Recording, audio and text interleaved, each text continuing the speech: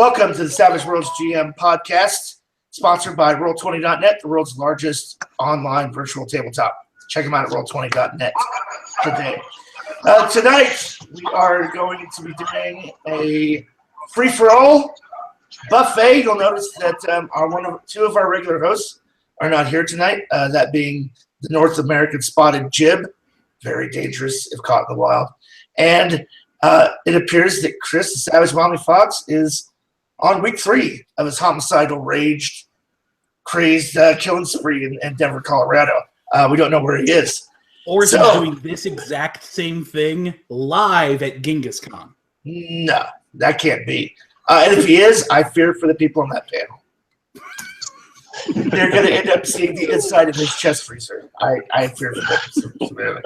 So tonight we open it up to viewers, fans, to go ahead and jump in, become part of the show, fill in the gaps, ask questions. Tonight's topic, all free for all. If you're watching the live stream and would like to participate, send any of your questions over to savagedaddy@gmail.com, and we'll kind of tackle them on the air. Joining us tonight, we start, of course, with our normal introduction of Dave, the Savage Maven Scott, the Rules Maven Scott. We also have Eli. Eli, why don't you go ahead and introduce yourself real quickly? Hello. Yeah, I'm Eli Kurtz. I'm the head honcho of the Mythic Gazetteer, and I have been listening to this podcast for a while, so I'm real glad to be here. Awesome. And you may know him from the Wild Die podcast, Eric Lamoureux. See, I can't get it right, Dave. You got it. Not that difficult. Hi, everybody. Eric here. Yeah, from the Wild Eye. Thanks for inviting me. Our pleasure. And then also, I don't know, this guy we just wandered in off the street out of the men's restroom. He goes by the name Gary something. I don't know. Why don't you introduce yourself, Gary? Hey, don't think for a second you don't know why you weren't in that men's bathroom.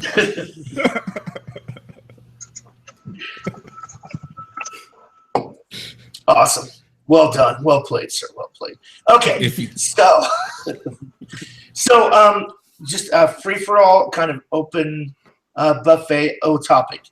We'll start with one that was mailed in earlier from a viewer, Andy Hall, who asked, how would you run a Cannonball Run inspired one-shot scenario? Now, for those of you who were born anytime in the late 20th century, I need to maybe talk about this thing. There was this movie featuring Burt Reynolds and a bunch of other very big-name Hollywood people that made cameos, all about racing beer. No, that was actually Smokey the Bandit. They kind of merged together, but cross-country racing was big in the mid to late 70s, like 77 to 79. It was very glamorous to be an 18-wheel truck driver. You were kind of a king of the road, a folk hero of sorts. And then anything that you could do to outrun the cops with fast cars going from one coast to the other, genius. You were upheld. Couple series of movies with Burt Reynolds. Cannonball Run, literally a cross-country car race, sponsored by, what was it? I believe it was Sheik of Iran. Yeah. For like $1 million. Who could get there? One crew was like, "Oh, well, we're gonna take an ambulance so we can drive with the sirens on all the way." The other one was like, "Oh no, we're gonna be the Pope Mobile on an emergency." Everybody had a scam. Everybody had a way to get there and win. So having said that, in the 70s, yeah, a lot of crazy. Did they also have the orangutan limo driver at the front? Or was that an Every Which Way But Loose? They made an Every Which Way But Loose like side joke homage in it, but I don't think the orangutan was actually a key part of it. But then it's been a number of years since I've seen this film. And Tony Danza, Danny DeVito in the same car in a limo with a orange orangutan named Clyde up front with a fake steering wheel. Google that shit. Awesome. Wasn't that with Clint Eastwood, the orangutan? Originally, Clint Eastwood made a movie originally called Every Which Way But Loose. Yeah. He had a orange orangutan pet named Clyde who would just deck people and do rude things, and it was like side-splitting hilarious. And for all of you out there who are of a moderate age, you might recognize these as the fathers of all of the people you actually enjoy in films today. Yeah, this is how you know your GM. If your GM is proposing Savage Worlds Cannonball Run inspired game, pretty good chance he's late 40s, early 50s. There's some silver hair. Yeah. So to be fair, I'm going to start this one off, and I'm going to say my answer to how would I run Cannonball Run in Savage Worlds. Well, first of all, it's Savage all the way. I mean, I really can see why someone would want to do this, but I wouldn't, because Carl Kiesler has done it so well with his Extraordinary Gentleman 1970s edition that I don't even want to try to hold a candle to that, because it's going to look like crap by comparison. And he's done that at like every major con for a while now. So I don't want to hold myself up to the light that I cannot compare to.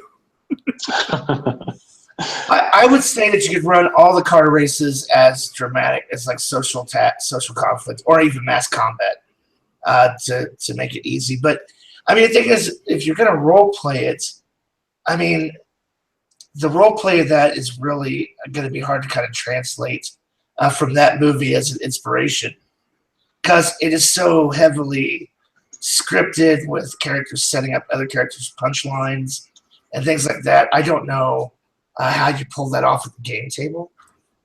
Even if you're doing hey, we're doing a wacky race. Okay, it's a chase. 10 minutes later, that we're done. What do we do? Well, like, I have not seen Cannonball Run, but Wikipedia tells me that it looks a lot like the Speed Racer movie from the Wachowskis. In the sense that it's these wild characters with these supercars, and they're like going off on this cross-country race. And like, it sounds like there's maybe not a whole lot of intervehicular combat, but like, as far as the quips are concerned, I don't know. You could do that like a cooperative smarts trick or something, and then you could represent these car races maybe as an actual battle. It's just that you use trappings to reflavor everything. Right. I think probably what I would end up doing is using mass battles to go from like one scene to the next. And then the scenes being, the Mounties have put up a roadblock. So here's the block in the scene. Okay, now it's a social conflict. Use smart tricks, use whatever you want to try to outsmart outsmart the highway patrol officer that the GM's playing. And this is one of those that I think is going to rely a lot more on players who are willing to narrate their own kind of results. You tell a player, you absolutely nail that. What's that look like? And the player goes, oh, well, you see, what I did is I've got this really fast car, so I hit this low ramp that launches me across a pond about halfway, and then I skip across it like a flat stone so that I can hit the road on the other side and take back off. And because those are the big scenes in that movie, are these just amazingly, there's no way it could ever happen, stunts that they pull off alongside all the jokes. And that's the moments you have to give to your player to role play out, so that you have that panache and that punch from the dice rolls. Right. Well, And one of them may be too that one of the guys has like a bunch of very buxom ladies, very scantily clad, are one of the racers that are using a lot of sexist, misogynist stuff to kind of get by. Go ahead. Did I get both of these in the mail today? Mm-hmm. Did you open that? I think it's catching Eli's girlfriend. Don't ruin it. Don't ruin it. Sorry, guys. It's fascinating. Great pod. What were you trying to say, Eric? Great moment there. Great TV moment. That was what I was gonna say. Is that first, the movie isn't fresh to my memory, but you did mention the Smokey and the Bandit. Mm-hmm. And Basically, there's a game. Yeah, there's a game that came out. It's not for Savage Worlds, but part of their Kickstarter. One of the rewards was to have a Savage Worlds conversion to it. It isn't out publicly yet, but I know for the backers it is. I was given an early copy. It's called Spirit of 77. 77. And there's an adventure in that called Beast Bound and Down, and it's pretty much Smokey and the Bandit, just with the Sasquatch in there in the back of the truck instead. I ran it. It's really fun. It's really crazy the way it's written. It's really sandbox, so you just put your own elements to it. I wouldn't get too hung up with the mechanics part of Savage Worlds for this. I mean, of course, you're thinking chase, you're thinking dramatic tasks to get to one point to another, but really it's about the interaction between them, the twists that can happen in the story. You're not going to role play, all right, roll to get from this city to this city. Right. It took 1 hour, 20 minutes. That's not interesting at all. But if you're just cruising and you think you're winning, and then all of a sudden there's one guy that in his car and he just blows past you, or in his semi, and then there's a roadblock at the end, or there's a parade in the middle of the street, or whatever. It's what you put into it. It's how the players and their characters role play it that's going to make it fun. And for that, I think you need the right kind of players too, not the players that will just sit back and wait for things to happen.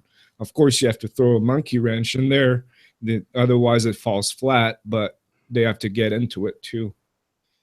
Right. And I think we mentioned this before. It seems I'm starting to get a little bit of a reflux on a couple of episodes back, talking about chases. And I think one of the things Dave and I were positing was that the chase isn't about the driving role. The chase isn't about you getting higher than the target number or how many raises you get.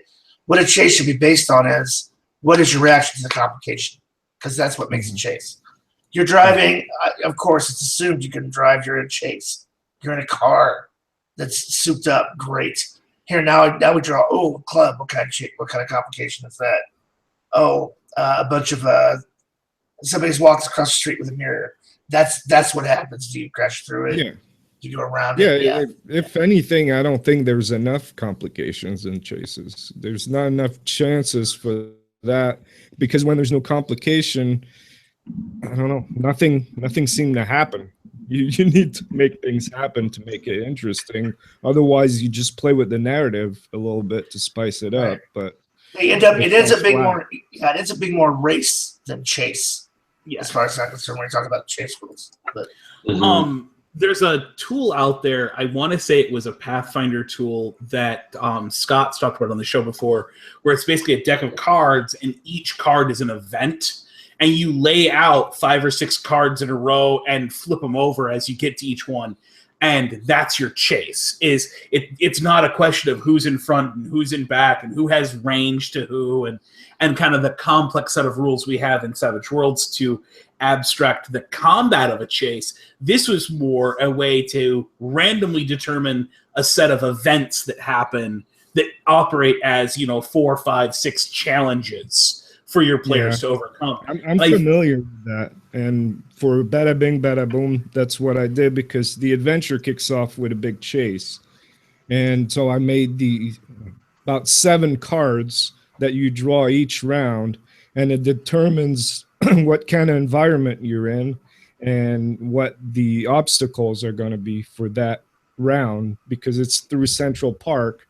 So there's a whole bunch of things that can happen just to spice it up. I mean, it's only 7, but at least it's a soundboard for more inspiration to create more. You need to put the characters into an environment. If it's just a lonely road with nothing around you, there's nothing interesting at all about that. So, right. Yeah, well, I think with the chase rules, even in the core book, there's an implication there that you, as a GM, really need to have an environment for every round. Like if your standard chase is 5 rounds, then you should have 5 situations, if for no other reason than because if somebody draws a club, you have a complication, and you should be ready to have something that makes sense, like that fits in the environment, Yeah. Clint Black's got one on the forums that's a really well written out chase, and you could tell in it that each scene he knew what was on the river that the two boats are traversing, so that when a club does come up, he can describe something that would be apropos to that section of the chase that you're going through. Sure. Yeah, but I agree. Go ahead, Gary. Let's see if we ready to say something. No, I was just going to say I wouldn't do a cannonball run. You guys probably haven't even watched the movie. Well, me and Jared are probably the same age, but Eli has no clue what's going on. But cannonball run's PvP. You're not working together, and you're not working against the same scenario. It just boils down to a PvP game, and that never turns out good. You're going to end up in fistfights, and But if I was to do cannonball run, it would be topless with Farrah Fawcett and Adrian Barbeau, and then I'd just be at home watching it on my TV while the rest of these people are rolling dice. Right, in the cool DeLorean with the vertical lifting doors. Yeah, do you remember? They just had it painted, and the cop pulls her over, and I'm like, rewind. I think I burned a couple VCRs out watching that because we didn't have internet back in the day. Yeah, so that and Slave Leia. That's what we had back in the day. Right. That's about as close to boobs that weren't my mom's I got back then. Right. Exactly. Okay, so probably not a great Savage one shot, but hey, if you want to try, if you mixed it in with mix it in with some Death Race 2000, and you might have something. You could run over random elves in a fantasy setting or something along that lines. See how many you can take out as you cross the country. Well, and again, though, even with that, you'd have the same problem. Even if you went with the wacky races, to throw a different spin on it, you don't want to go high violence, you go wacky races. But you still have, like you said, it's a competitive environment for your players. You don't have a reason for the group to have that cohesion you typically want at the table. Yep. Good point. Very good point. It is totally PvP. In every sense of the word, PvP. Okay, so let's. Eli had a few that he wanted to throw out here on the cast. Before we move on, I see there's a question in the chat from Sabaker over here. On the actual live chat? Does he want to know if you open the mail too? Go ahead and read it off. If you can see it, if you want to be our chat person, sure. Chat, go ahead.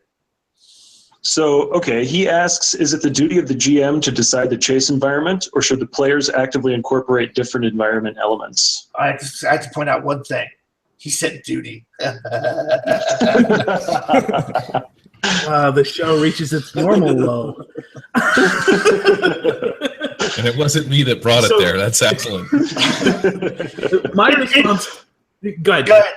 Well, it depends on your style of GMing. If you're very hands-on, you're describing the world, you're describing everything, and your players are cool with that level of, control versus narration, then that's kind of how you figure it out, in my opinion.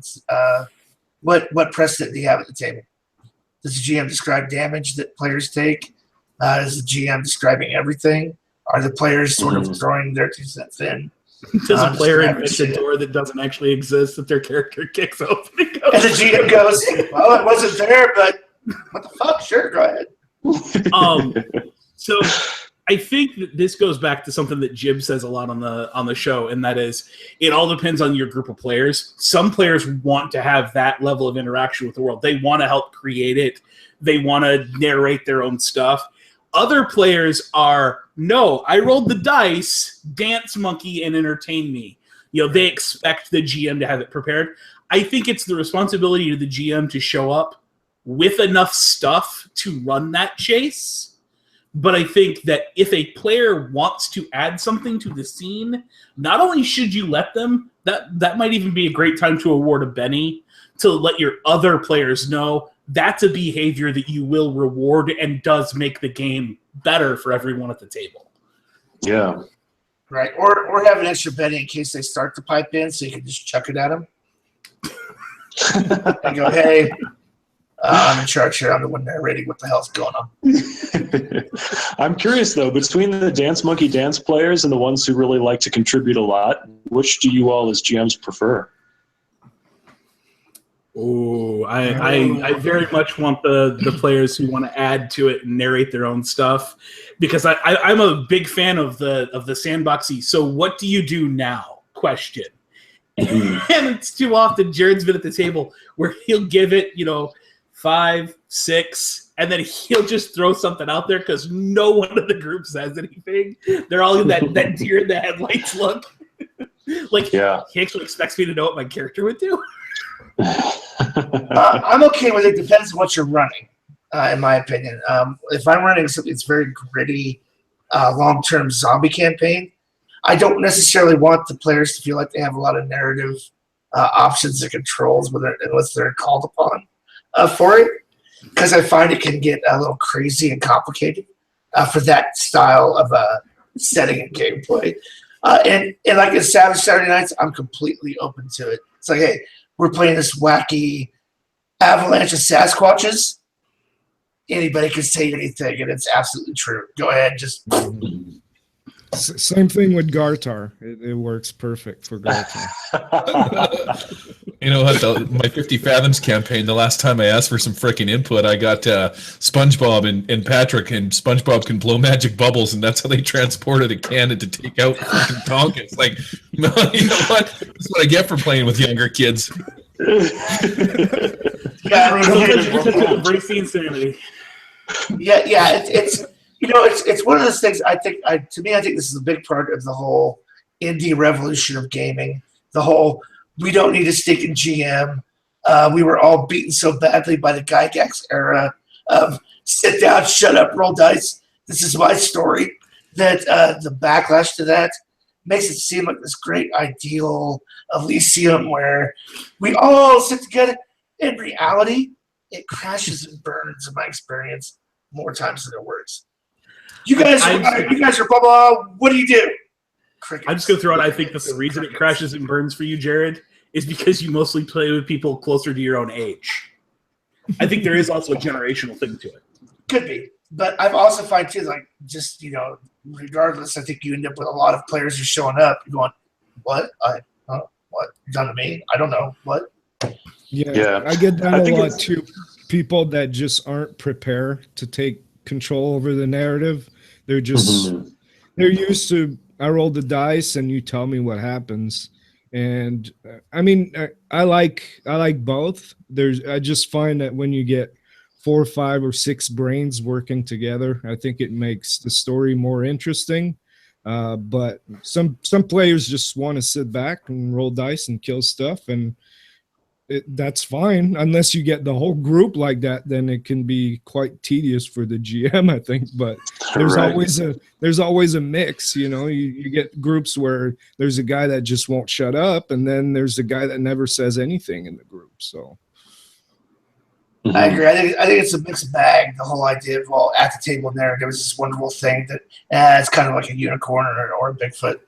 Everybody says that it exists. No one's actually seen it. At the table happen that way? Nah, man, I saw it. I was out in the woods the other day. Stumbled right on it. I was at Gen Con 78, man. That's back when we played without character sheets because they were holding you back. What were you doing out in the woods, Eli? I was alone with my thoughts. He's meditating. Yeah. Meditating. Probably not the only thing you're out there alone with. He was chasing his mailbag. His mail had flown away. Yeah, that's it. All right. So let's. Eli brought up a pretty good point on one of the topic suggestions: gaming on a budget. As in, I ain't got no money. How do we game when I ain't got no money? I'm out. You guys can take this one. Gary just sees something. Oop, bye. I think it's a good topic because number one, I think Savage Worlds is kind of built for this specifically more than any other system. Being in it, that you use a standard deck of playing cards that you find around the house. For You can $12, use you can buy everything necessary to play a game of Savage Worlds. It's so true, man. You need the core book, and that's it. A core book and a set of dice. You know what? Beat your kid up and take a set of dice, or a set of cards from any game they have, and you're good to go. On a budget, Yes.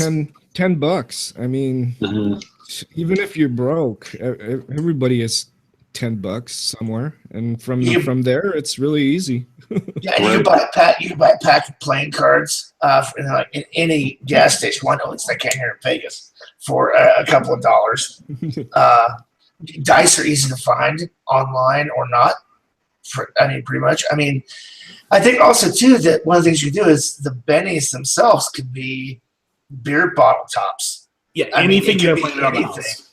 It could be pennies. You can use pennies as a penny. So what you do is you go to your local gaming store and you wait for it to close, and you go on a night that you know that somebody is playing the game that you want to play, and then when they leave, you just beat the shit out of them and take their stuff, and you're good to go. It didn't cost you time. Oh shit! You went a different way. I thought you were doing the dumpster diving thing. Right? Like When you see, this If is you need the pennies, problem. You just find a hobo. You find a hobo in the back alley, kick his ass, steal his buttons. There you go. It's cheap. Take his teeth. Use his teeth as pennies. That's right. No, you gotta use the teeth to carve the dice. I mean, Sure, they want to chit chat. Eric and I were talking about this today because there's so many settings for Savage Worlds. You just really need to just buy your flavor, buy the core rulebook, buy your flavor, and take it from there. Unlike Dungeons and Dragons, it's one world, one setting, a boatload of modules, and you guys know all about that. It's just module after module. Everyone's $10 back. Even 20 years ago, 30 years ago, when I was a kid buying them, they're $10 a piece, right? It's just module. That's where you got your stuff from. Savage Worlds is the exact opposite. It's settings everywhere and very That few drives modules. Gary crazy. Because it's not what I'm used to. Yeah. Gary wants to run modules, and then all he gets instead are more settings. Drives him crazy. you can get the occasional free one sheet, but it's not quite the same. Well, I was going to say, remember too- there are a lot of settings that do have free one sheets, whether it's Cursed or Winter Eternal or whatever, hey, if nothing else, you could run the 5 Savage Tales that come free in the back of the goddamn core rulebook. Right, yeah. Yeah, some cool ones too. And because of one of the core tenets of releasing a Savage setting back in the day, almost every setting book also includes a free adventure generator where you roll a handful of dice or deal out a handful of cards, and you can create your adventures on the fly very easily. They set this up to be this self-contained all-in-one book, and then lowered the price to $10. I am wondering if Shane is a businessman.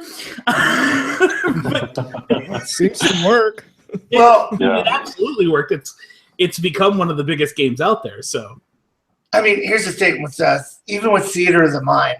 Theater of the Mind works well as Savage Worlds, just as well, if not better, in my opinion, than minis on a tabletop and measuring out inches.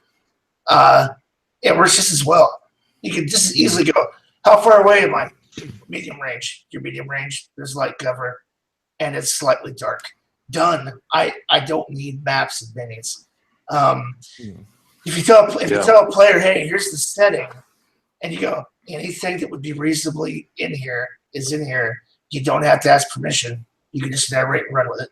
If I say we're in an auto body shop, you don't need to ask me, is there a hammer or a screwdriver laying around?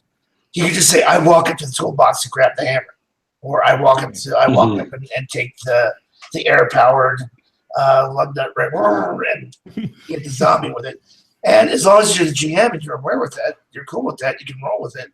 It provides weapon that out, you're done. You don't need to really draw things out for players. But if you're going to use Theater of the Mind, I find that especially if you have a larger group and it's going to be a combat, you should really describe it in simplest terms. You can say this is a standard convenience store. You need to add the refrigerated section is along the back wall to the east. The bathrooms are on this wall to the north. The cash register is over here on the west window, and the front doors face the south of the building, and there are 2 double doors. Because if you don't do that, sooner or later, someone's wait a minute. So where's the refrigerator? Yeah. Where am I standing? And 9 times out of 10, it doesn't fucking matter. To what they're doing, Really? they're That's gonna the ask. thing. I started out totally theater of the mind because we were kids, we were broke, we didn't have money to buy maps and minis and all that. We had quad paper and we just draw it out real quick and it worked fine. Now I think people have become quite dependent on all these expensive and nice looking accessories, including myself. But the thing is, I run mostly online, and I like to explain things with my hand or to get up and move around when I DM around a real table. And it's something that is a bit more awkward online. That's why there are instances where I prefer to just put a map on there. But the thing is, even if I tell them this is just an idea of what it looks like, it always comes down to someone, hey, but what about that wheel over there? I said, no, never mind. There's no wheel there. It's just, they pick up on the details of that map too. So, well, and I think in that situation, you almost have to just do it as a gimme. If it's in the picture that you're using as a frame of reference, if it's on the map, then when a player mentions it, they absolutely get to use it.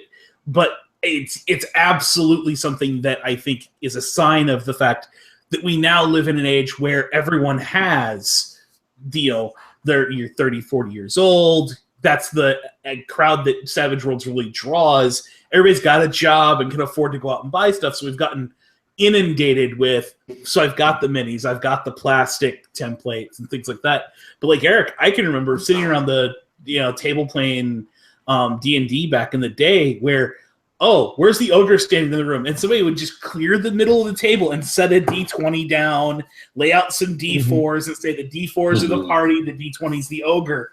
Go. And that's all you needed. And we trained ourselves to have that theater of the mind aspect to the game. And it only very rarely ever mattered who was standing where. right. I used dollar store candies for miniatures. Just in the last little while, you can go get them for $1 a bag. You get 50 or so. Throw them on the table. Somebody kills the miniature. They get to eat the gummy bear. It was fantastic. Yeah, I've used little gumballs for like a My Little Pony, Savage My Little Pony for Benny's before. Absolutely. Yeah, Nice. absolutely. Yeah, I mean, you could draw it on the back of a pizza box. I mean, if you need a map, pull out a Sharpie and draw it on the pizza box. That's the thing with Savage Worlds. I think that people are getting away from to begin with this, and like Dave was saying, back in the old days, we didn't have it. I mean, literally, chits. Do you guys remember chits? Like, we don't even have dice. Here's shit you rip off, little pieces of paper you rip off. Sorry, we'll get around to setting out some dice. Go ahead and start playing. I mean, wasn't it the old choose your own adventure that there was a grid with numbers and those are chits. Well, you close your eyes and then you use your pencil and you just hit the number, right. or like you said, the chits, you throw it in the board and that's the number you roll. So right, and it's like the first Star Wars action figures that came out. They got the licensing before the movie came out, but they spent all their money on advertising and promotion, to where you would actually go in the store and you were buying it. You would pay in advance to buy a voucher. You would get the cardboard box that the action figure came in as a proof of purchase. You would then cut out and mail to Kenner and wait for them to ship you your Han Solo. Anybody that ever says good old days just needs a punch right in the face. Seriously. Good old days, my ass. I got a 17-inch laptop and a 43-inch 4K battle map that I dragged to the store, and I play on Fantasy Grounds all the time. It's like, come on, good old days. I was about to say, the president was the flip amazing. side of playing on the cheap is nowhere to invest your money. There is nothing that you can do that will allow you more freedom than involving electronics in your gaming. Whether that's taking a tablet and booting up, Roll20 on it, if it's taking an old TV you don't need that has an HDMI port, lay it sideways, put a piece of plexiglass over it, and set your minis on top of that, and then plug it into your laptop and load your maps right there. There's no reason to go out and spend a bunch of money on these, the high-quality Chessex mat when I can throw a whiteboard up on a tablet screen and draw on my tablet for the map, and have everyone reference it. And that's even when you're playing at the table. If you're playing online, like I think a good number of us do now, I mean, Fantasy Grounds, Roll20, map tools, there's too many options available that for a fairly moderate price. I mean, Fantasy Grounds now has like a $10 a month thing the same way Roll20 does. Roll20 is completely free if you don't mind having the ads up. There's a lot of options for gaming on the cheap that you can take advantage of. Tabletop Simulator, $20 on sale for 10 sometimes. Yeah, we fell in love with that one. You can game on the cheap without, you game on the cheap without necessarily going low tech either. Great point. Google Images are free. Token Tool all day long. Just Token Tool. I find done. There's a token done.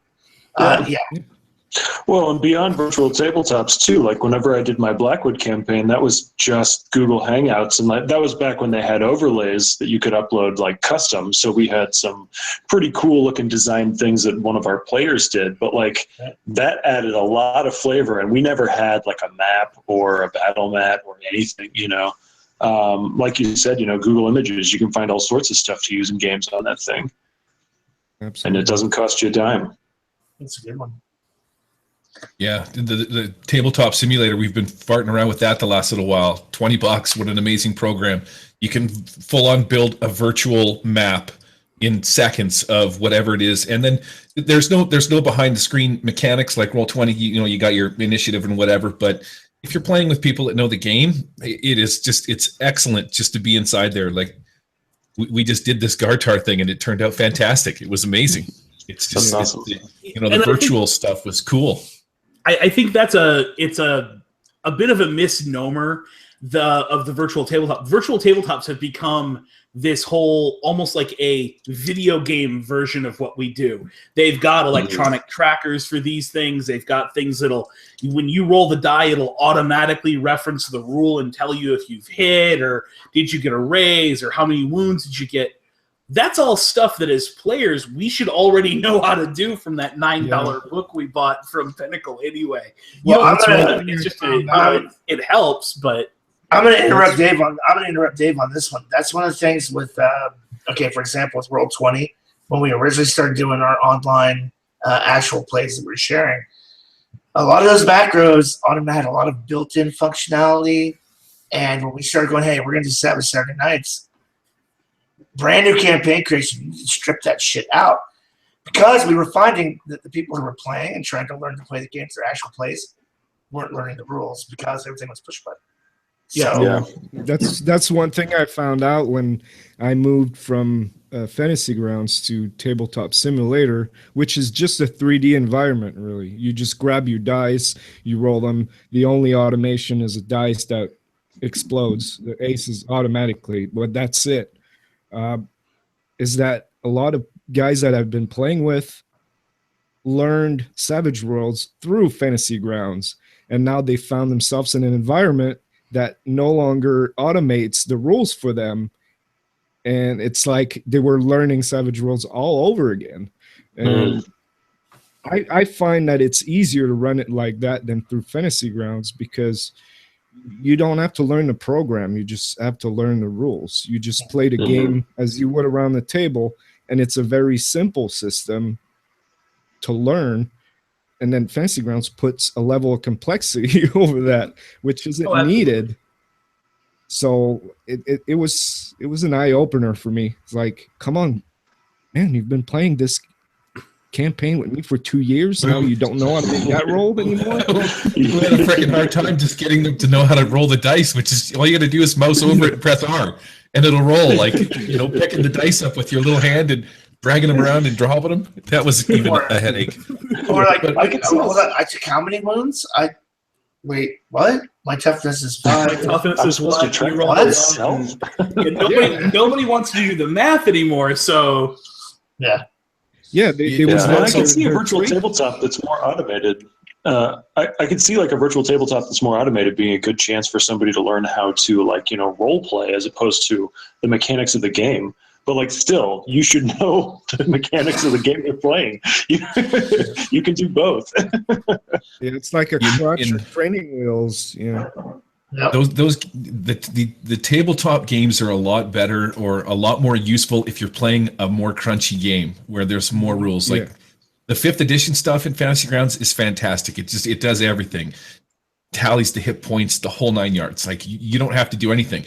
And in a situation like that, when you're playing online, it gives me a lot of leeway as a DM to invest more in the story instead of in the mechanics. Savage Worlds isn't like that. You know, it's rules light, and you can just do so much more stuff. Oh, I'm in trouble for something.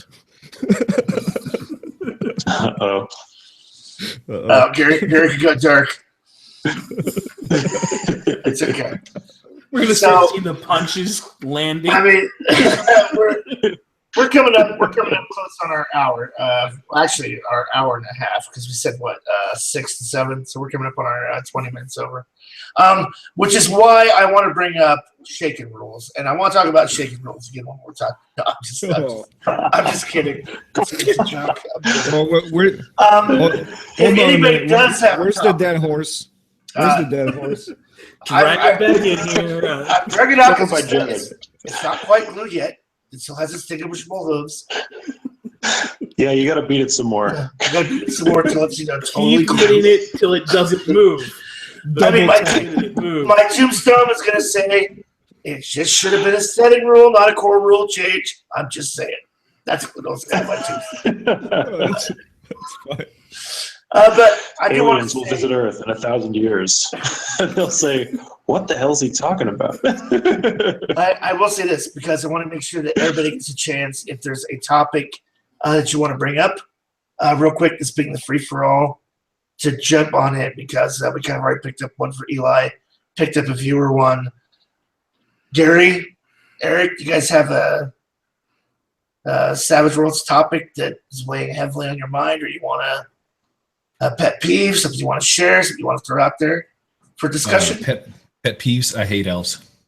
Elves, I agree. I was I just agree. on the way home. I tell you my story today. I was on the way home, driving home from work, and I'm sitting in the corner of this intersection waiting for this lady in front of me to go, and she's not going, and she's just sitting there. And I was listening to the RPG Brewery with Eli and Jay Pearson talking, and he starts talking about his Blackwood Codex, and he's like, yeah, the elves are like scumbags. People cheer when they die. And I'm like, finally! And then I hear this honk behind me, like, and I'm like, better not be honking at me, right? So a few seconds later, I'm still listening again. It honks again, fucking in the park. Out I go. There's a guy I work with, luckily. Yeah, I was listening to that. I don't have any complaints, anything that weighs heavily on my mind. I will tell you something about my fantasy grounds, or not my fantasy grounds, my foray into Savage Worlds. I've come again. I can just see Eric's like, here we go, 5th edition again. Yeah. I was watching you guys when I first started getting into Savage Worlds, and I took your advice, and I just wanted to let you know. One of your core pieces of advice was if you're going to switch systems, don't stick with the genre that you're used to. So, if you're coming from fantasy in 5th edition, don't do fantasy when you get over to Savage Worlds. And that's exactly what I did. I picked up 50 Fathoms. You want to talk again about gaming on the cheap? 50 Fathoms has so much freaking stuff in it. It is bloody well ridiculous. It is phenomenal. But that's what I did anyways. Savage Worlds for the win. Tell me again how Still that's not hasn't- fantasy. Yeah, It's not with pirates. It's got pirates in it, Dave. God damn it. It's got sea people. It's Yeah. not fantasy. It's got elves, it's got nymphs, it's got spells. There's Yes, no elves. and they've all got barnacles. And that's There's what no- makes it not fantasy. There's no elves in my 50 Fathoms. They've all been drowned. We use their bones to make ships. I thought there was a special kind of like dark elf, a drowned elf. Never mind. Go ahead, Eric. Anything to share? Talk about? complain about? I can't think of anything. I had some not long ago, but no, for me, I mean, Savage Rules is about a set of rules that gets out of my way when I run games. So there are rules I don't use and I don't even look at, like the vehicle rules. I'm still trying to figure out what that turning template, how it works. With the example, with the number of notches, and I'm trying to do the math, and it never works. And so I've never used it. I run it more loosely. There are things that I think it can do. War game. Yeah. It's. I mean, you can see the origins of a mini game and skirmish games and all that, but it isn't how I run it. Are there things they could do better? I believe they could. For me, the main thing is the dramatic task. I think you can see the influence of D&D 4th edition in there, the skill challenge. When I saw that, I thought of the skill challenges right away. But the thing is, I think it works fine when it's only one character that's doing the dramatic task. But once you get the others in the group to help out with co-op roles, the roles, it isn't really challenging anymore. I find every time I run it, I'm going to isn't interject challenging something. I'm going to interject something here because in our zombie one, if you make it not cooperative but consecutive, if you have a party of 5, instead of having one character sitting there rolling the entire dramatic task and the other 4 sitting there going, "Oh God, come on!" You run it consecutively where each one of them takes a turn to roll. Yeah. You need to mix it up a little bit. Amp it up a little bit. Because I mean, I see this as a template because it says you pick a skill and then you roll the whole same thing the whole time. I like to mix it up a little bit to get everybody involved in it, but for that means that I'm going to draw on a larger pool of skills and traits for that, and I got to be willing to accept a player that wants to contribute to this. That's going to say, "Hey, can I use my notice for that?"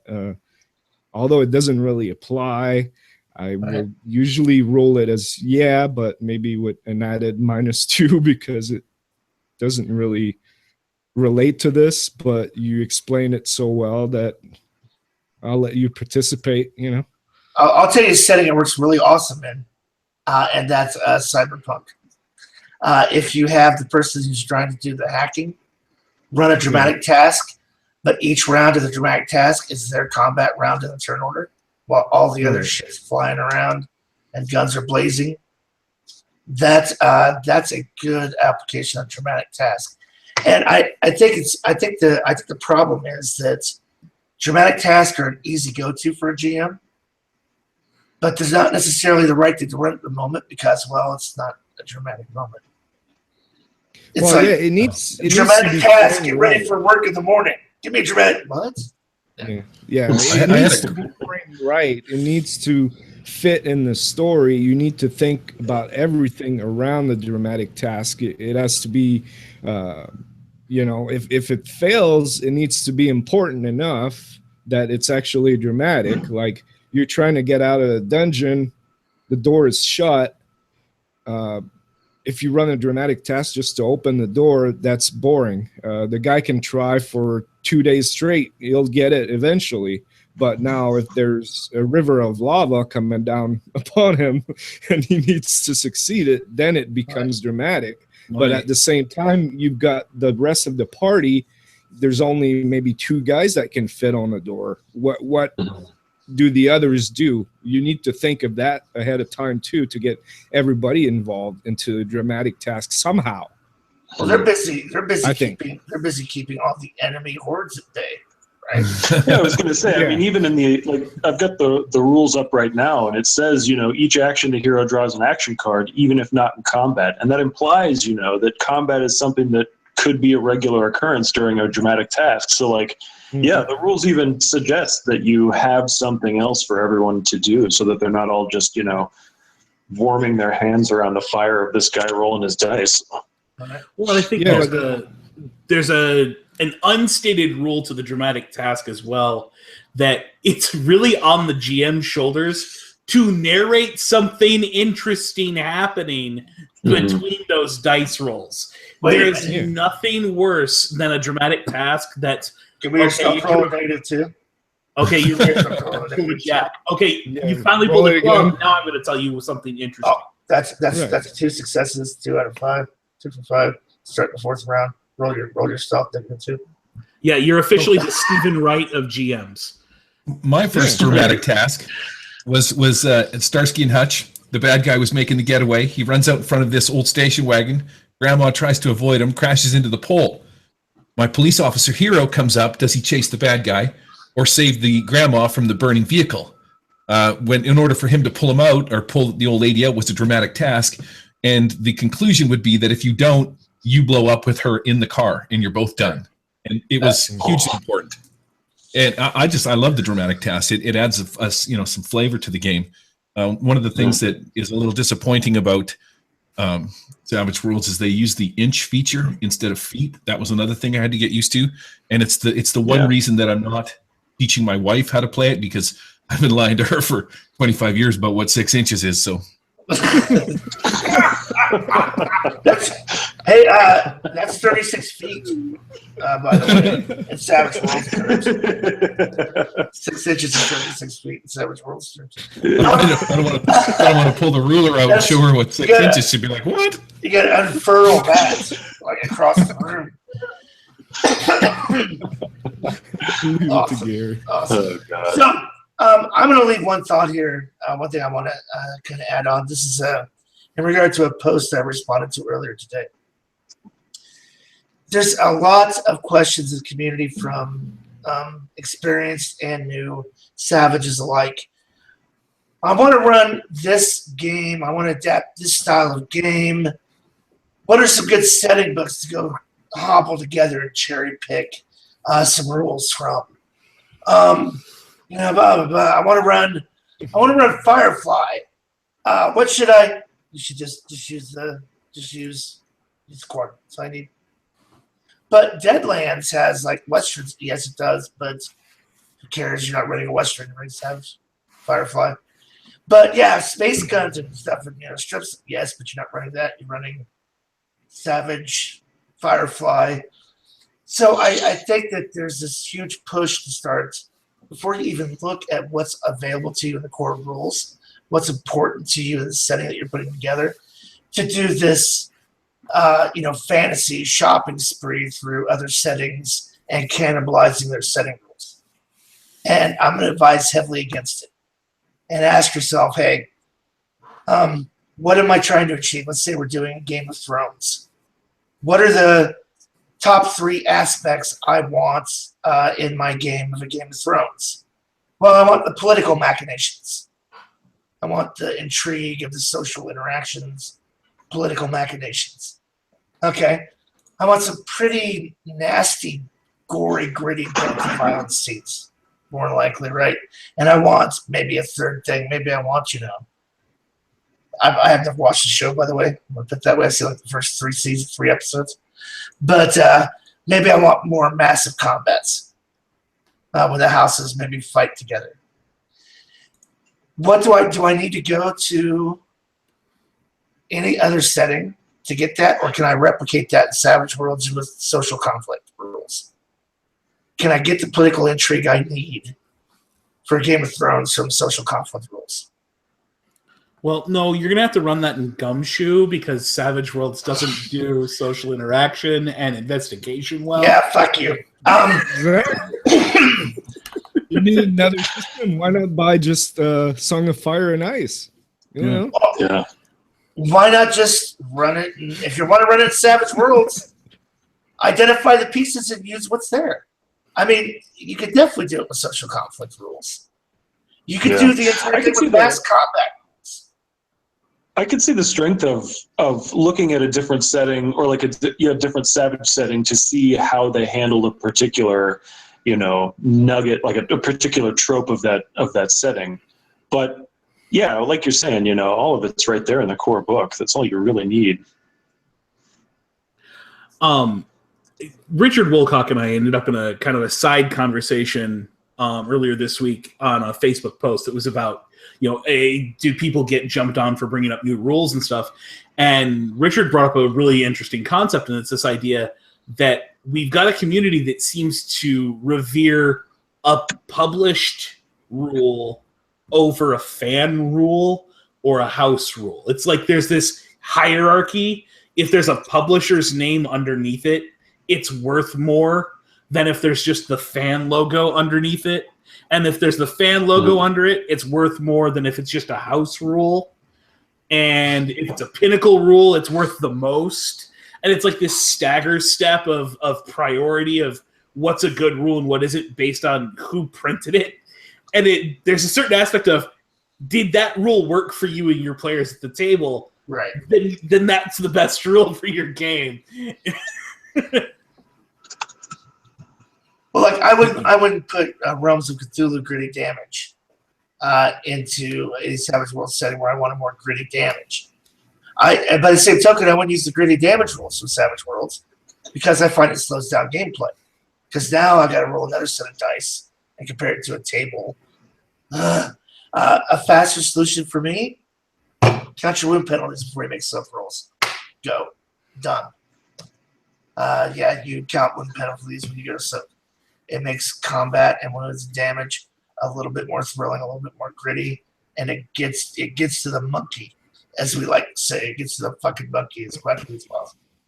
Well, for me to look at other settings, other published settings, I think it's part of the research process to when I want to run something. Like I started Savage Warhammer, so of course I read the Warhammer 2nd edition. I had played first, but that was like 30 years ago. And then I looked at the Horror Companion and the Fantasy Companion and ended up using very little from other things. Used something that Just Insert Imagination released because it was the mutations and it was really fast and easy to use. But overall, I think it's a research process. When you want to look into a setting, you do some research. You look at stuff, you read articles, look at pictures. I started working on Hellboy, Savage Hellboy at some point. So I read the GURPS source book on that just to get the flavor, to get some ideas. But overall, the thing is, when I run the game, I want as little rules as possible because if I stack them up, I'm just going to forget half of them anyway. Even right now, I came up with maybe 2 or 3 setting rules and then a couple changes for Savage Warhammer, and then right in the middle of a combat, someone says, "Hey, wait, aren't we using gritty damage?" It's, oh, yeah, forgot. Because I'm not used to playing with it. So I want to keep it just as lean as possible, yet research and draw from a larger pool of ideas. Or you could just run modules. No. And on that note, we'll wrap it up. So until next time, this is Jared. I want to give everybody here, first of all, I guess, a big thank you. It's been fun. It's the last time I'll ever be on the show, so don't get a big head. If you have anything you would like to pimp it, any project, podcast, anything you'd like to pimp, now would be the time. We'll start with Eli. Eli, anything you want to pimp it? Yeah, so I'll go ahead and introduce my company. I'll give myself a little bit of a shameless plug. My company is the Mythic Gazetteer, and we're a pretty brand new Savage Worlds licensee. And we create custom and encounter scale fantasy maps, but we also are working on a setting, the Blackwood, that we're going to be publishing here in the next few months. So head over to our website and check us out on Facebook. It's just mythicgazetteer.com. And if you don't know how to spell that, I don't blame you because it's a long thing. But Google. I'll put it Autocorrect. somewhere. Yeah. Awesome. Eric, anything you want to pivot? Well, as usual, the Wild Eye podcast. Every other week we have an episode, and lately a lot of bonus episodes. So you can, podcast about Savage Worlds, variety show, comedy, new guests, new hosts. I mean, we try to have guests as much as possible. You can find us on Podbean, iTunes, and Pornhub. Awesome. That last one's the most important link. Gary. Pivot. Are we on Pornhub? I don't know if you put Gartar on Pornhub or not. We actually might really be on Pornhub. I'm not sure. I have nothing to pimp. Come and check out Wild Eye. You're looking for the next one. We got Richard Woolcock coming on. Best name ever. Am I right? Dick Woolcock. Best name ever. What's with Pornhub, Woolcock? I don't, whatever. Wow. So that about wraps it up. That's the show. Thanks for tuning in. Until next time, this is Jared Savage Daddy Gunning for Dave, Eli, Eric, and Gary saying keep rolling. Stay savage.